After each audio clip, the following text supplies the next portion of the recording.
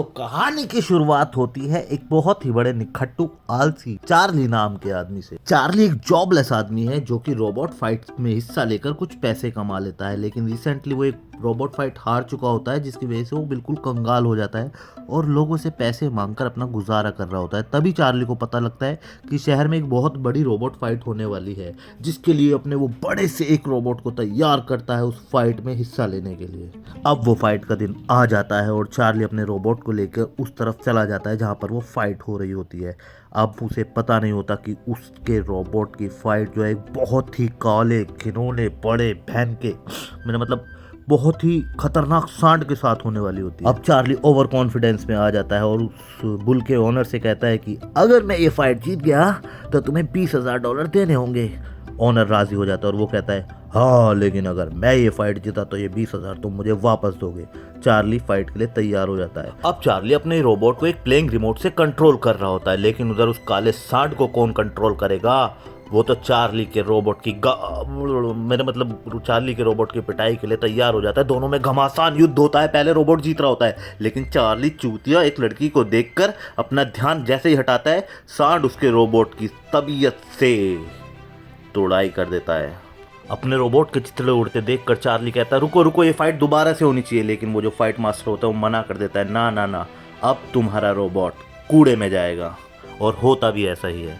उसका वो काला सांड रोबोट की सब कुछ फाड़ देता है। रोबोट की हालत बहुत बुरी हो चुकी होती है। जाहिर सी बात है चार्ली अब ये फाइट हार चुका है। शर्त के अनुसार अब उसे $20,000 उस बुल के मालिक को देने होंगे। चार्ली चमन चूतिया पहले से ही कंगाली में जी रहा होता है। अब उसका आटा भी गीला हो जाता है। मेरा मतलब अब वो पैसे कहाँ से देगा, तो वहाँ से भागने की कोशिश करता है। तभी वहाँ पर दो आदमी आते हैं और वो चार्ली को बताते हैं चार्ली जिसके साथ तुम 10 साल पहले गपागप किया करते थे, वो औरत अब मर चुकी है और तुम्हारा एक 10 साल का बेटा भी है जो कि अब अनाथ हो चुका है। लेकिन उस बच्चे की एक आंट भी है जो उसे अपने पास रखना चाहती है, लेकिन इस सब का फैसला कोर्ट तुम्हारी इजाज़त के बिना नहीं ले सकती, तो तुम्हें कोर्ट में पेश होना ही होगा। अब चार्ली जो कि यहाँ से पहले से ही भागना चाहता था, उसको एक मौका मिल जाता है और सीधा कोर्ट पहुँच जाता है। अब वो वहाँ पर देखता है कि उसकी आंट जज से कह रही होती है कि मैं बहुत ही रईस हूँ, मैं इस बच्चे का आराम से ख्याल रख सकती हूँ, जो भी ये चाहता है मैं इसे आराम से दे सकती हूँ। अब ये सब चार्ली देख रहा होता है। उसे वैसे तो कोई घंटा फर्क नहीं पड़ता कि वो बच्चे को कब ले कब ना ले, लेकिन चार्ली के चालाक खोपड़ी में तुरंत ही एक आइडिया आता है। वो उसकी आंट से कुछ पैसे मांगने की डिमांड रखने की सोच लेता है। चार्ली सोचता है क्यों ना मैं ऐसा बेबस बन के दिखाऊं कि मैं इस बच्चे के बगैर नहीं रह सकता, फिर तो वो मुझे इस बच्चे के बदले पैसे देने की डिमांड ज़रूर रखेंगे।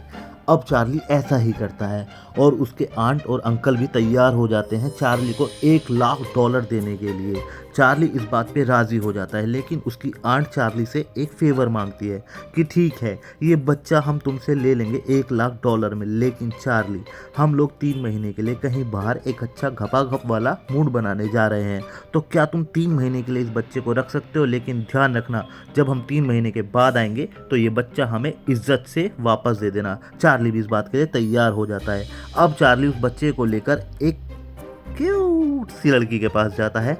लड़की है या लड़का है समझ नहीं आ रहा है, लेकिन चार्ली उसे $15,000 देता है और बोलता है मुझे एक मस्त रोबोट बना कर दो। वो भी तैयार हो जाती है इस चीज़ के लिए और वो वहाँ से चली जाती है। अब सामने खड़ा चार्ली का बेटा उसका सारा चुतियापा देख रहा होता है। अब चार्ली उसे समझाता है कि इतने पैसों में इससे बढ़कर कुछ नहीं मिलने वाला, लेकिन मैं तुम्हें एक ऐसी चीज़ दिखाऊंगा जो तुमने आज तक नहीं देखी होगी। कुछ समय बाद एक सरप्राइजिंगली जायंट रोबोट उनके पास आ जाता है, जिसका नाम वो दोनों मिलकर नॉइजी रखते हैं। अब जब चार्ली के पास रोबोट आ गया है तो चार्ली एक फाइट के लिए उस रोबोट के साथ जा रहा होता है। तभी बेटा चाबी निकाल लेता है और उससे जिद करता है गदर फिल्म की तरह, पप्पा मैं भी जाऊंगा, पप्पा मैं भी जाऊंगा।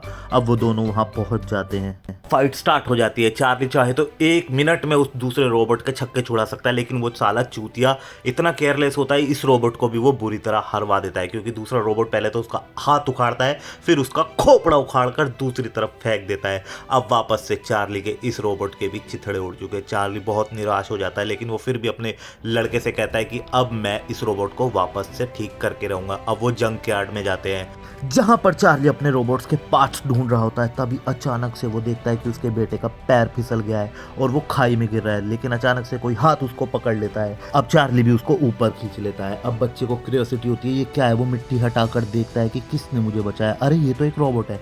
अब वो चार्ली से जिद करने लगता है कि इस रोबोट को भी अपने साथ ले चलो। चार्ली मना करता है तो वो कहता है ठीक है, मैं खुद ही गड्ढा खोद के इस रोबोट को अपने साथ ले जाऊंगा।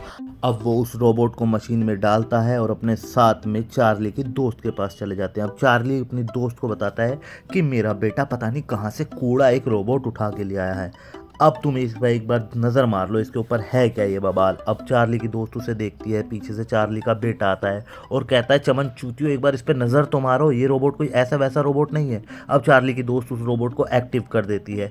अब इसका नाम हमें इससे ही सुनने को मिलता है, इसका नाम एटम था। अब चार्ली अपने बेटे से कहता है कि हम इसको एक रोबोट फाइट में लेके जाएंगे, एक बहुत ही बड़ी रोबोट फाइट में। लेकिन चार्ली को ये नहीं पता होता कि एटम के अंदर एक ऐसी एबिलिटी थी कि वो चीज़ों को याद कर सकता था।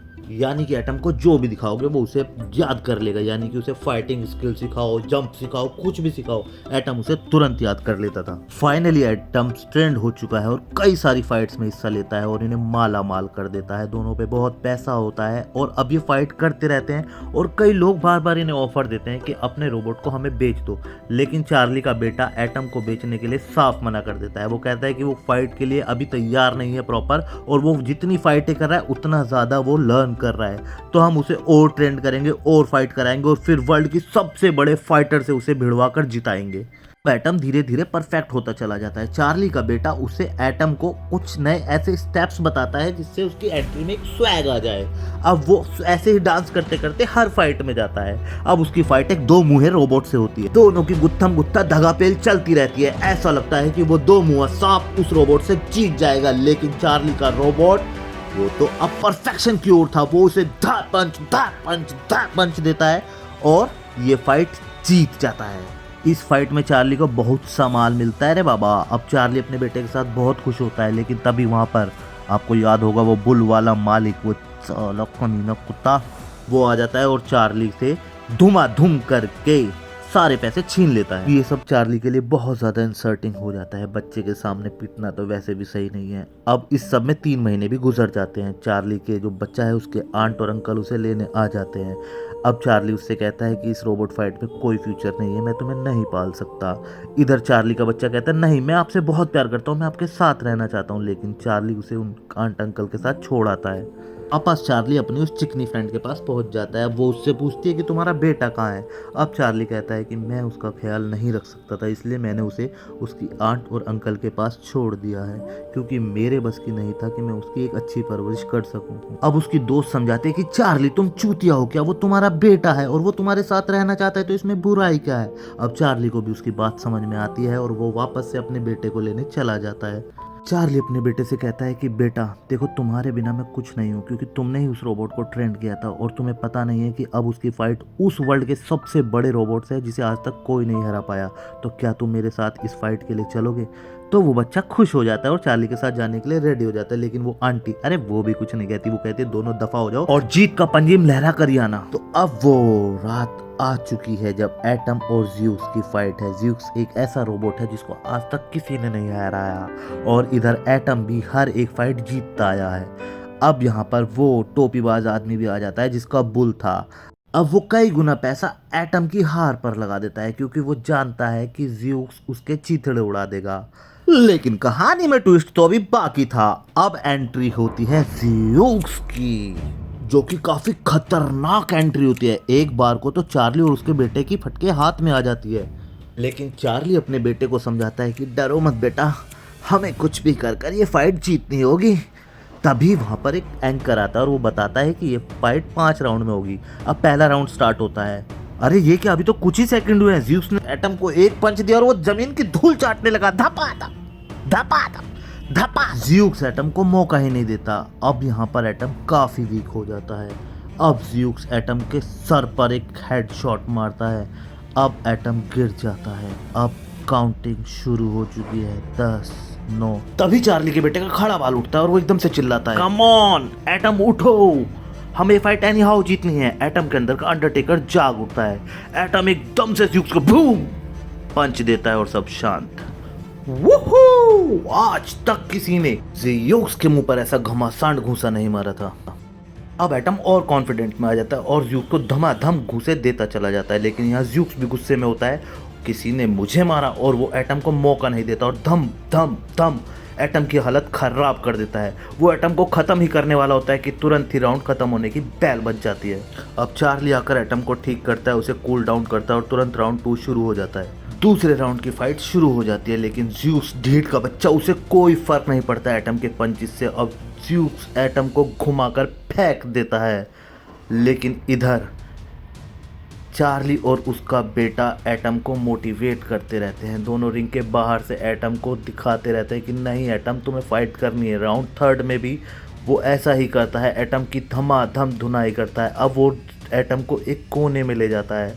अब एटम की हालत पतली हो जाती है। अब एटम को वो कोने में फंसाकर छाती पर तब तब तब तब तब तब तब तब तब तब तब तब तब घूंसे बजाए चला जाता है।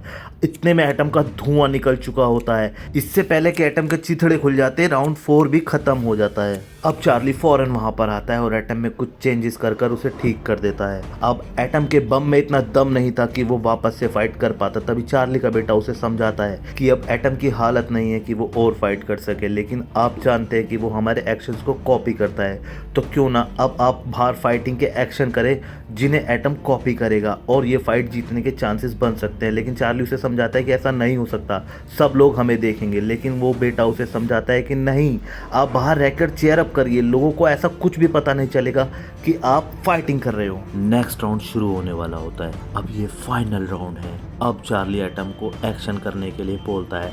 एटम भी उसे फॉलो करने लग जाता है जैसा उनका प्लान था।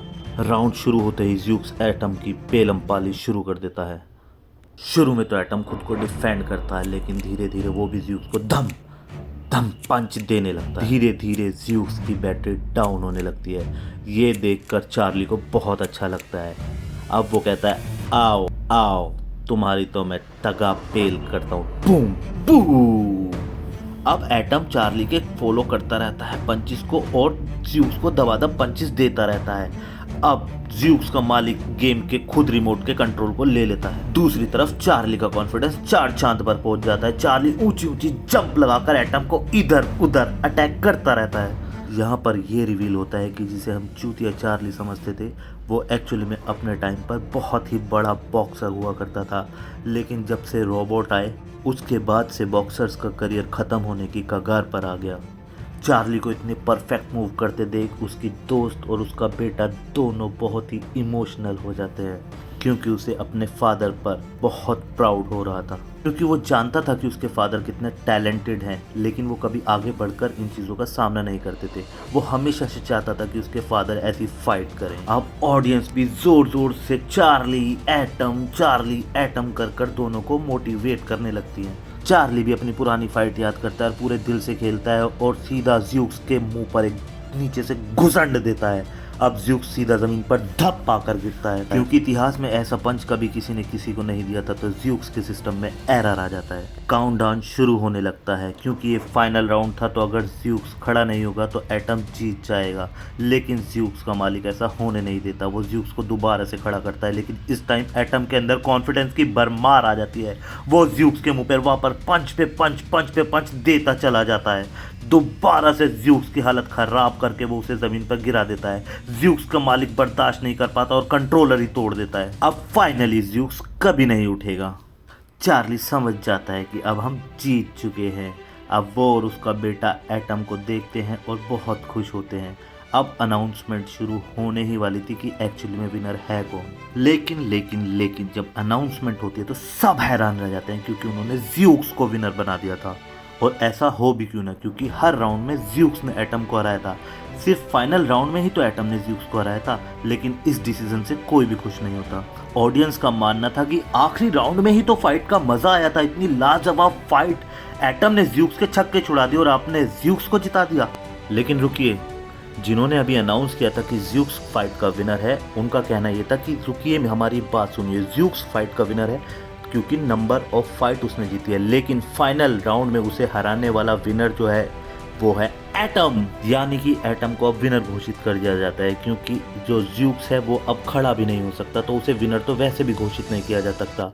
इसलिए चार्ली को बहुत सारे पैसे मिलते हैं और एटम को एप्रिसिएशन। चार्ली का बेटा अपने डैड से कहता है कि मुझे आप पे बहुत प्राउड है।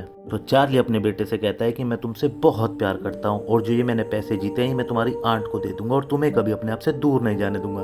तो चार्ली का बेटा कहता है मुझे भी आप जैसा बनना है। और यहाँ पर हमारी मूवी खत्म हो जाती है। गाइज आपको स्टोरी कैसी लगी प्लीज कमेंट लाइक शेयर जरूर कीजिएगा ताकि मैं ऐसी ही आपके लिए और वीडियोस बनाता रहूं। Thank you so much.